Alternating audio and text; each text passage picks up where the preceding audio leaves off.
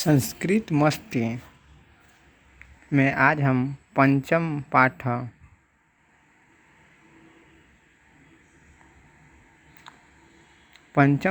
भारत महिमा क्लास 10 संस्कृत किताब प्यूसम नाम है। उसी का भारत महिमा 5 पाठ है। इसके बारे में जानेंगे इस वीडियो में, तो वीडियो को अंत तक ज़रूर देखें और अच्छा लगे तो लाइक सब्सक्राइब करें। तो चलिए देखते हैं भारत महिमा। इस पाठ में भारत के बारे में देव लोक में क्या कहा गया है, यही जानेंगे।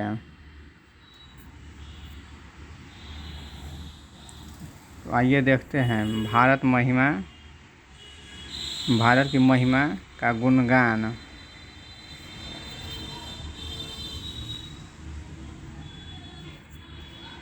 तो पंचम पाठ भारत महिमा की पहले भूमिका जान लेते हैं। किसी भी पाठ पढ़ने के लिए पहले उसका भूमिका जानना बहुत ज़रूरी होता है, क्योंकि भूमिका से ही उस पूरे पाठ का निष्कर्ष दिया जाता है। भूमिका में सारांश। तो आइए जानते हैं भूमिका। तो कह रहा है अस्माकं देश भारतवर्षम इति कथ्यते। हिंदी में है अस्माकं मतलब होता है हमारा देश भारतवर्ष कहलाता है। कथ्यते मतलब कहलाता है। अस्य महिमा सर्वत्र गीयते। अस्य मतलब होता है इसकी महिमा सभी जगह गाई जाती है। फिर कह रहा है अस्मिन् पाठे विष्णु पुराणात् भागवत पुराणात् च प्रथम द्वितीय च क्रमशः पद्य गृहीतम् अस्ति। तो कह रहा है इस पाठ में विष्णु पुराण से और भागवत पुराण से क्रमशः पहला और दूसरा पद लिया गया है। तो भारत महिमा में कुल 5 पद है, जिसमें कि पहला और दूसरा पहला पद विष्णु पुराण से और दूसरा पद भागवत पुराण से लिया गया है।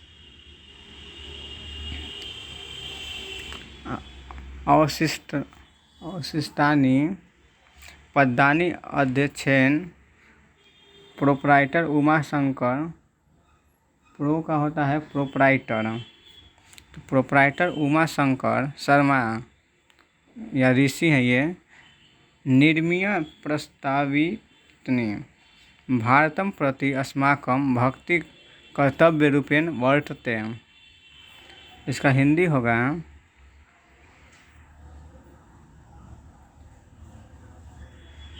अविष्टानी का होता है अन्य पद अध्यक्ष द्वारा निर्मित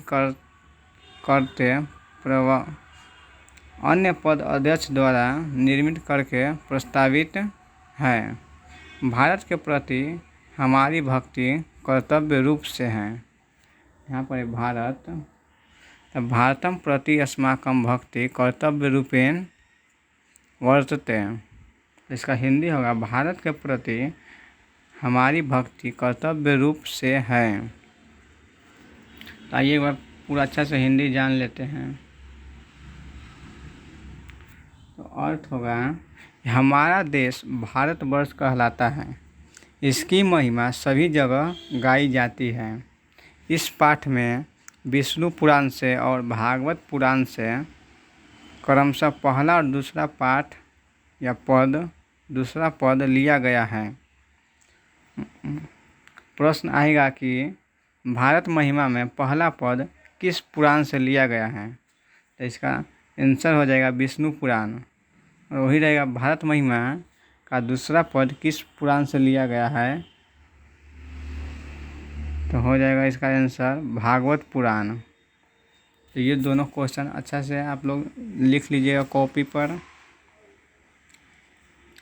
फिर अन्य 3 पद है। कुल 5 पद में 2 पद तो एक विष्णु पुराण से और दूसरा भागवत पुराण से लिया गया है, और अन्य 3 पद अध्यक्ष द्वारा अध्यक्ष जो प्रोप्राइटर उमाशंकर शर्मा हैं, उन्हीं के द्वारा निर्मित करके प्रस्तावित किया गया है। और कह रहा है भारत के प्रति हमारी भक्ति कर्तव्य रूप से है। तो अब पहला पद के अर्थ जानेंगे।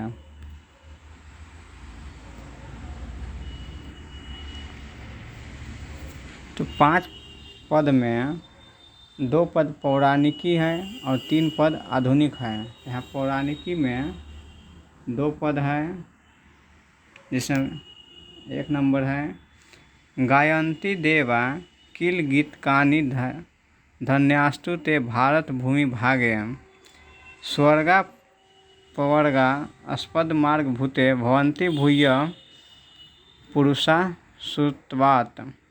इसका अन्वय होगा, मतलब संस्कृत में अर्थ कि देवा गीतकानि गायन्ति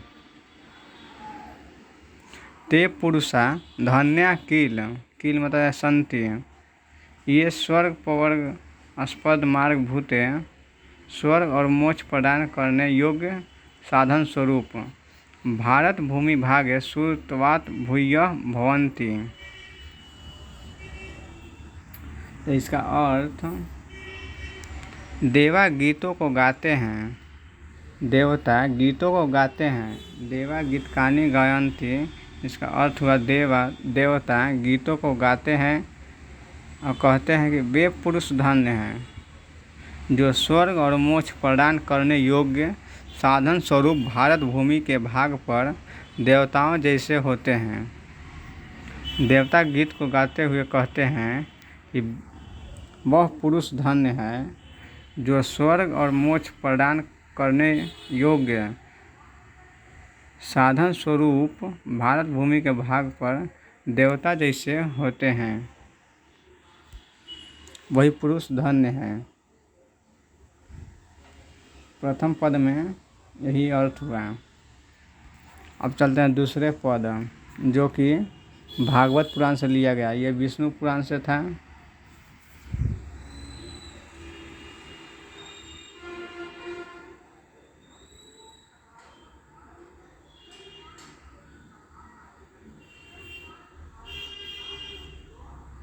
विष्णु पुराण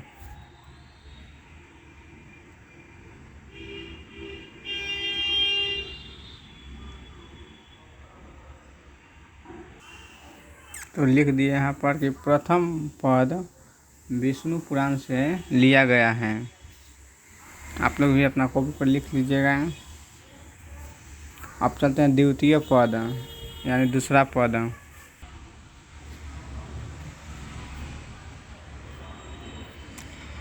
तो ये दूसरा पद है और ये लिया गया है भागवत पुराण से।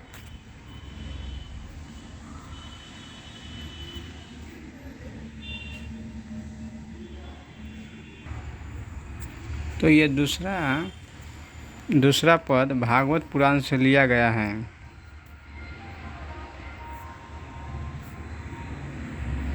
तो कह रहा है अहो अमीषाम किम कारी शोभनम प्रसन्न ऐसाम शिवदूतम स्वयं हरि यर जन्म लब्धम नृषु भारताजिरे मुकुंद सेवपैकम अस्पृहा ही न। इसका अन्वय होगा देवा गायन्त कथयन्ति अहो। तो कह रहा है कि देवता गाते हुए कहते हैं, अहो मतलब अरे, अमीषाम किम शोभनम अकारी, देवताओं के द्वारा कैसा सुंदर काम किया गया है कि जो नर भारत भूमि पर जन्म लिए हैं वे श्री हरि के सेवा करने योग्य हो जाते हैं। तो वही है कि अमीषाम किम शोभनम अकारी यत नृषु यह भारताजिर मुकुंद सेवपैकम जन्म लब्धम।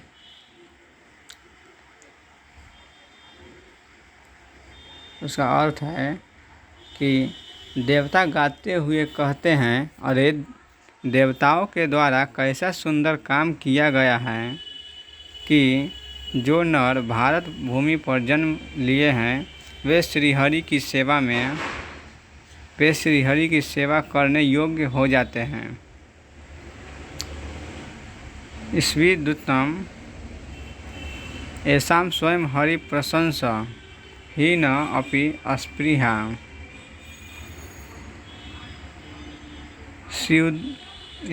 शिवदूत मतलब होता है कि अथवा ऐसा मतलब इस समय स्वयं हरि प्रसन्न है। कह रहा है अथवा इस समय स्वयं हरि प्रसन्न है और ही न अस्पृहा का हमारी भी इच्छा है। तो एक बार शुरू से अर्थ बता दे रहे हैं कि देवता गाते हुए कहते हैं, अरे देवताओं के द्वारा कैसा सुंदर काम किया गया है कि जो नर भारत भूमि पर जन्म लिए हैं वे श्रीहरि की सेवा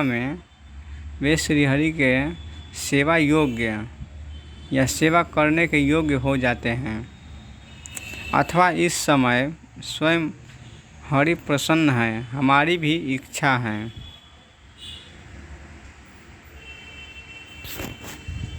तो ये दूसरा पद भागवत पुराण से लिया गया है और पहला पद विष्णु पुराण से है। और आगे जो ये दोनों पौराणिक था, अब आगे जो 3 जानेंगे वो आधुनिक है और रचनाकार के द्वारा प्रदर्शित किया गया है। और रचनाकार का नाम है प्रोप्राइटर उमा शंकर शर्मा। और ये है भारत महिमा पंचम पाठ।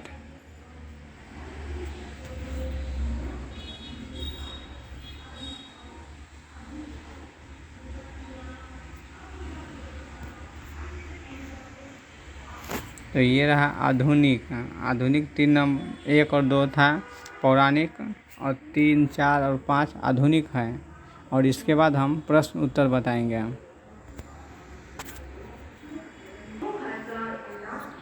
तो आधुनिक में तीसरा पद कह रहा है कि इयं निर्मला वत्सला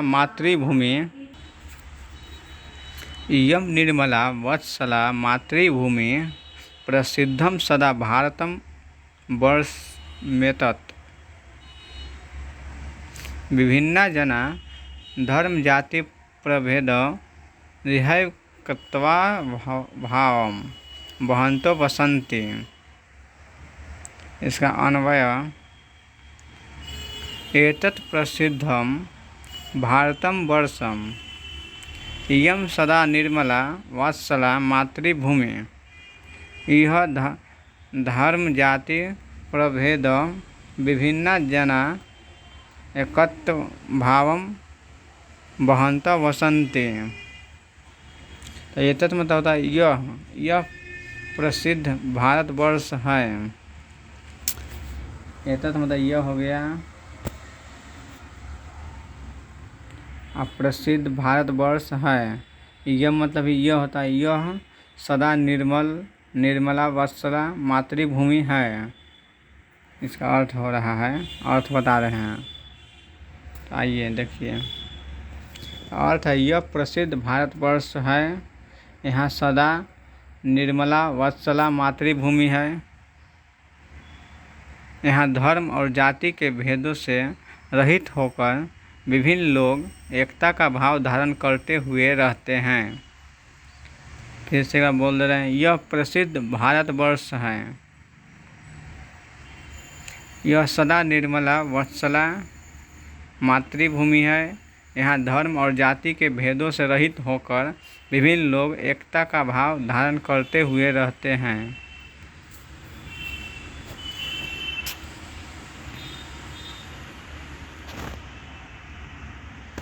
ये तीसरा पद है जो लेखक के द्वारा ही प्रस्तावित किया गया है, उमा शंकर के द्वारा। अब आया चौथा पद, कह रहा है विशाला अस्मदीया धरा भारतीया सदा सेविता सागर रम्य रूपा वनय पर्वतय निर्झरेभ्य वहन्ति भीरेशाम शुभम चाप गभी।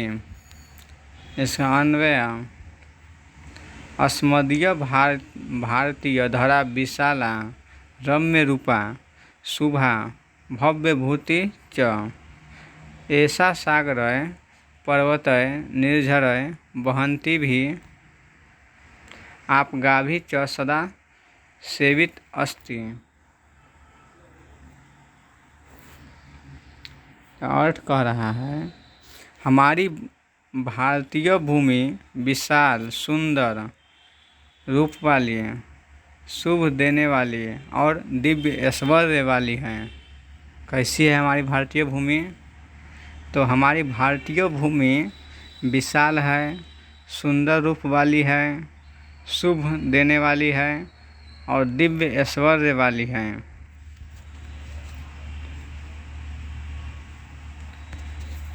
यह सागरों द्वारा, पर्वतों द्वारा, झरनों द्वारा और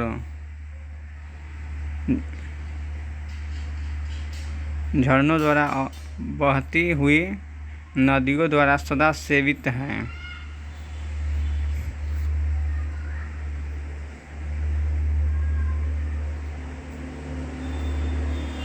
अस्मदीय मतलब हो गया हमारी भारतीय, धरा मतलब भूमि जानते हैं, विशाल, रम्य रूप मतलब सुंदर रूप वाली, शुभा मतलब होता है शुभ दे, भव्य भूति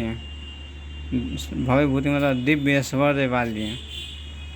च मतलब और होता है, यहाँ पर और लगा है ना, ये शब्द के बाद संस्कृत में च लगता है और हिंदी कीजिएगा तो शब्द के पहले और लगेगा।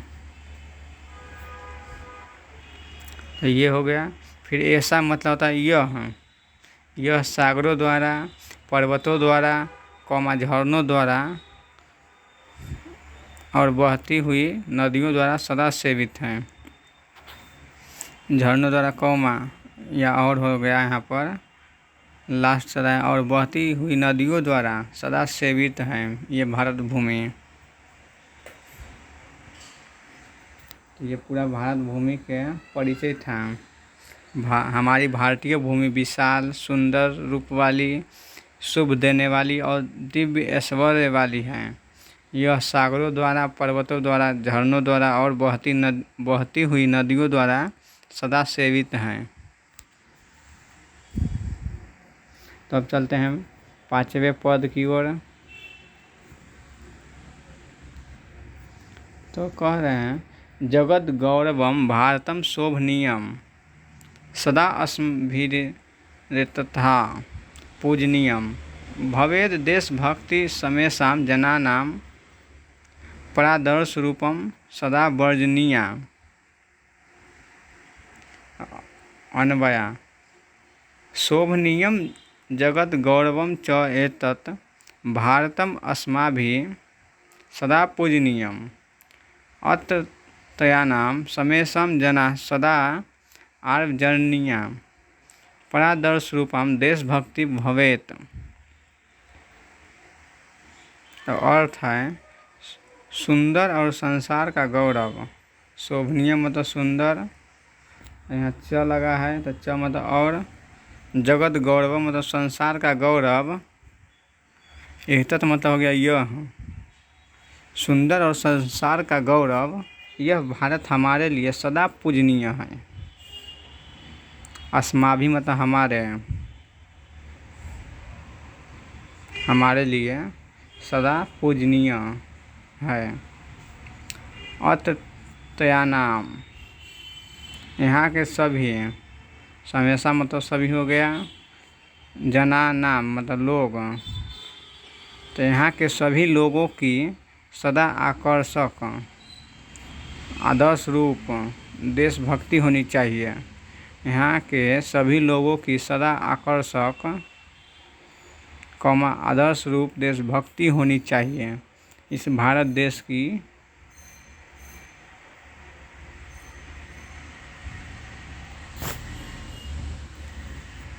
तो 5 गो टोटल पद थे, जिसमें 2 गो पद, एक पहला विष्णु पुराण से, दूसरा भागवत पुराण से लिया गया था, और 3 पद लेखक के द्वारा ही प्रदर्शित किया गया था। तो 5 पद देख लिए। अब चलते हैं कि किस प्रकार के क्वेश्चन पूछते हैं किताब का प्रश्न उत्तर।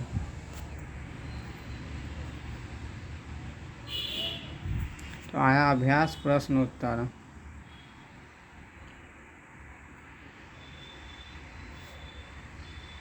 तो ये मौखिक है। इसके बाद आता है लिखित। अभ्यास का मौखिक होता है और अभ्यास का लिखित होता है। तो 1 नंबर प्रश्न है कि एक पदेन उत्तरम वदत, मतलब एक पद में उत्तर बोलो। वदत मतलब है बोलो या लिखो। लिखत कहेगा तो लिखो। मौखिक क्वेश्चन है इसलिए बोलने के लिए कहेगा। लिखित रहेगा तो लिखने के लिए कहेगा। तो कह रहा है के गीत कानी गायनते, कौन गीत को गाते हैं। तो देवा, देव को गीत गाते हुए कहते हैं। यही ना अर्थ हम बताए थे। तो ही के गीत कानी गायनते, तो देवा। ऐसा कह प्रशंसा श्री हरि।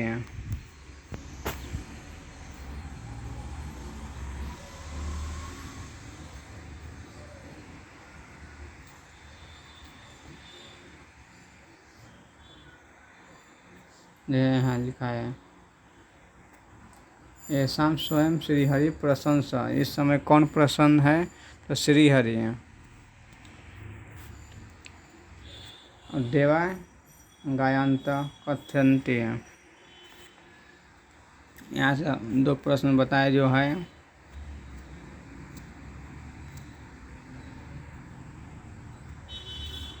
इसका हो जाएगा श्री हरि, इसका हो जाएगा देवा। फिर गो कह रहा है इयम निर्मला मातृभूमि की दृश्य अस्ति, मतलब हमारी निर्मल मातृभूमि कैसी है। तो वत्सला, देखिए हम बताए थे।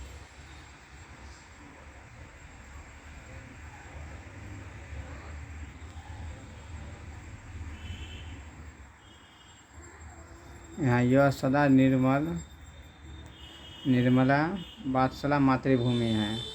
हमारी तो अभी वात्सला आपका सही आंसर हो जाएगा। फिर कह रहा है अस्मदीय भारतीय धरा की दृश्य अस्ति, मतलब हमारी भारतीय धरा कैसी है। तो विशाला, हमारी भारतीय धरा विशाल है। फिर अंग है अस्माभि सदा किम पूजनीयम,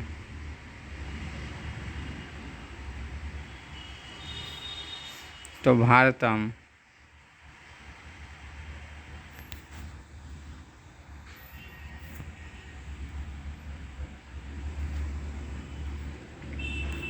अब मौखिक में ही 2 नंबर प्रश्न कह रहा है स्व मातृभूमि विषय 2 वाक्य वदत, मतलब अपने मातृभूमि के विषय में 2 वाक्य बोलो।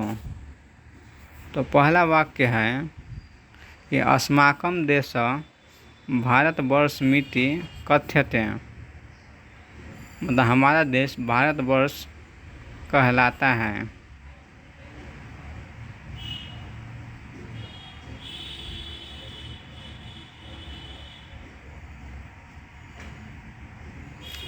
दूसरा वाक्य है अस्य महिमा सर्वत्र गीयते, मतलब कि इसकी महिमा सभी जगह गाई जाती है। किसकी। तो भारत देश की। या हमारी मातृभूमि की महिमा सभी जगह गाई जाती है। तो 2 वाक्य हो गया संस्कृत में। अगर आप भी कुछ सोचें तो वो भी लिख सकते हैं।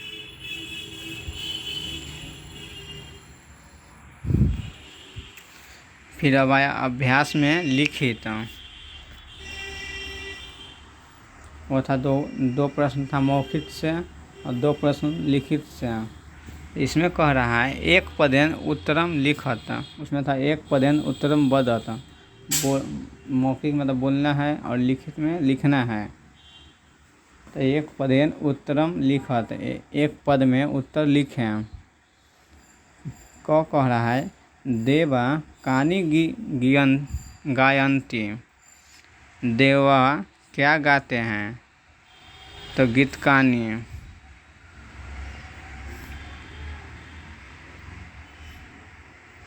ख है जनय कीदृशम जन्म लब्धम, तो मुकुद सेवोपैकम। इसका देखिए दिखाते हैं।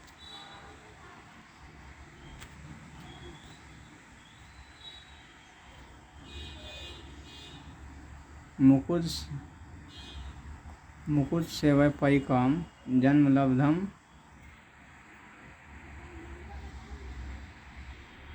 इसका अर्थ है कि जो नर भारत भूमि पर जन्म लिए हैं वे श्री हरि की सेवा करने के योग्य हो जाते हैं। श्री हरि को इसमें कहा गया मुकुद सेवोपैकम। श्री हरि को मुकुंद भी कहा जाता है, मुकुंद।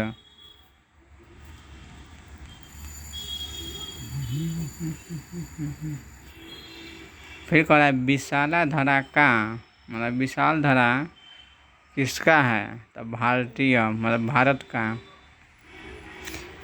ग है कि विशाल धरा किसका है, तो भारत का है। फिर ग जगत गौरवम किम वर्तते, जगत में गौरव किसका है, तो भारत का।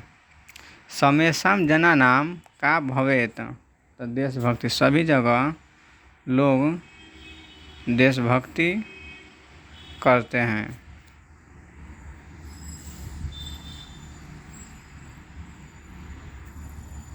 अब आया 2 नंबर क्वेश्चन।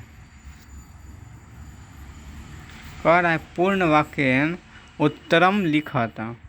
पूर्ण वाक्य में उसमें था एक पद में उत्तर लिखना था, इसमें पूर्ण वाक्य मतलब पूरा एक वाक्य में उत्तर लिखना है। क अस्माकं भारतीय धरा कीदृशी अस्ति, तो अस्मदीय भारतीय धरा विशाला रम्य रूपा शुभ्य भव्य भूति च, मतलब अस्मदीय मतलब हमारी भारतीय भूमि विशाल सुंदर रूप वाली और शुभ देने वाली है। ख है भारतीय धरा कय का भी च सेविता, किससे सेवित होता है, तो भारतीय धरा सागरय पर्वतय निर्झरय बहंती भी अपगा भी च सदा सेविता अस्ति। इसका अर्थ है कि भारतीय भूमि सागर द्वारा, पर्वत द्वारा, झरने द्वारा और बहती हुई नदियों द्वारा सदा सेवित है। गो है धर्म जाति प्रभेदम विभिन्ना नाम जना किम वहंत वसंती। उत्तर धर्म जाति प्रभेद विभिन्ना नाम जना एकत्व भावम वहंत वसंती। घ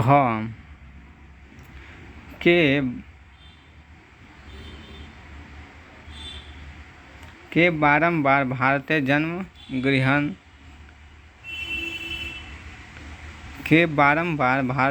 गृहंती, तो देवा बारंबार भारतीय जन्म गृहंती। के मतलब कौन बार बार भारत में जन्म लेने के लिए चाहता है, तो देवा बारंबार भारतीय जन्म गृहंती। अंग सर्वेषां जनानां देशभक्ति कीदृशी भवेत, सभी जगह लोग देशभक्ति कैसे दिख हैं, तो समेषां जनानां सदा आर्जनीय परादर्श रूपा देशभक्ति भवेत।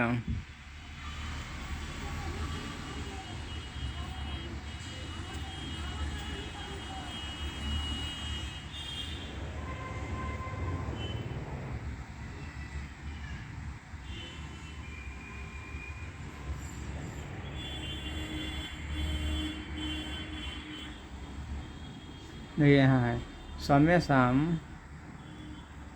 समेषां जनानां सदा आर्जनीया परादर्श रूपम देशभक्ति भवेत। इसका अर्थ है यहाँ के सभी लोगों की सदा आकर्षक आदर्श रूप देशभक्ति होनी चाहिए। सुंदर और संसार का गौरव यह भारत हमारे लिए सदा पूजनीय है। यहाँ के सभी लोगों की सदा आकर्षक आदर्श रूप देशभक्ति होनी चाहिए।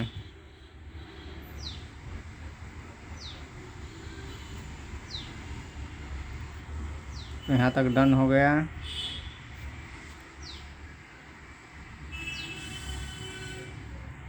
अब आया च, यही 2 नंबर का ही च और छ है।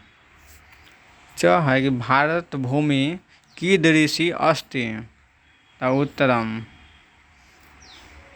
भारत भूमि निर्मला वात्सला विशाला रम्य रूपा शुभा च अस्ति।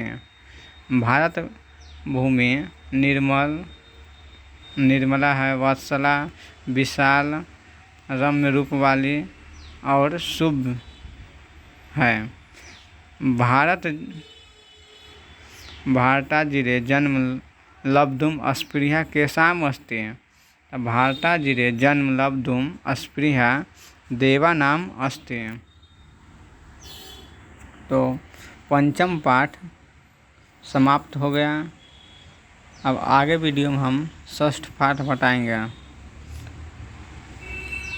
षष्ठ पाठ का नाम है भारतीय संस्कार।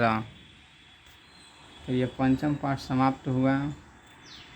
तो धन्यवाद दोस्तों। अगर संस्कृत अच्छे से समझ में आया हो तो अपने दोस्तों को पास शेयर ज़रूर करें और सब्सक्राइब लाइक करते रहें।